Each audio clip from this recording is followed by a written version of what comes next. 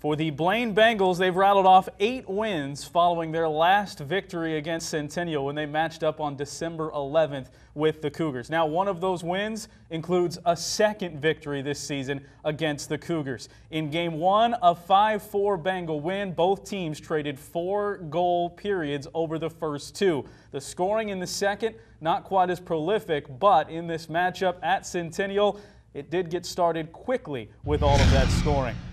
Cougars and Tyler Nyman off their first win of 2015, the calendar year, trying to make it 2 in a row. The Bengals looking for their 3rd straight. Cougars draw an early penalty, but short-handed, Riley Tufte knifes it away down the ice, and Tufte scores. Remember that phrase, Tufte scores, throughout this one.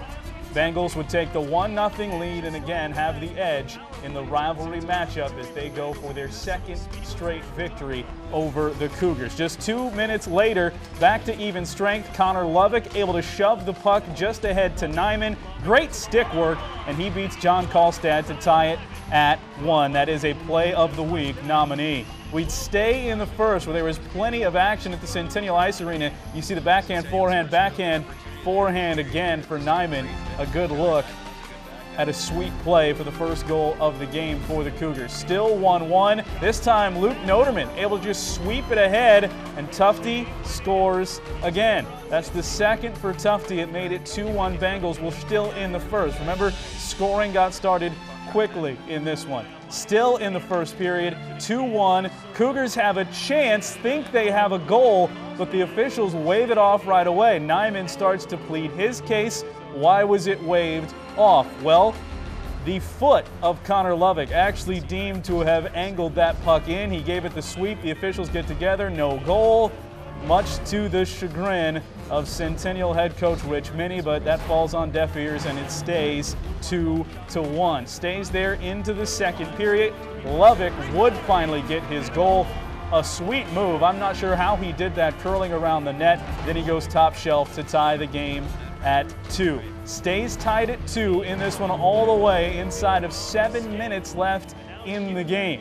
A lot of early scoring and then not much late, but inside of 7 minutes, Luke Noterman nearly checked off the play, stays alive, shoves it in front. Tufte's on the doorstep, and he thinks he has a goal. In fact, the officials called it a goal, but was that one kicked? The goalie, Jonathan Albers, thought it was certainly kicked. He gave it a question. Again, as you'll see here, clearly the skate this time of Tufte is involved. Close up there. Was he swinging? Was it a kicking motion? That's what the officials for a 2nd time in this game would have to determine. This time, after the chat, it's a good goal. And that turns out to be the winner for the Bengals. Final score 3-2. We played great D-zone. That helped us out a lot. We had a lot of penalties, so I think we need to clear some of those up and we'll be good.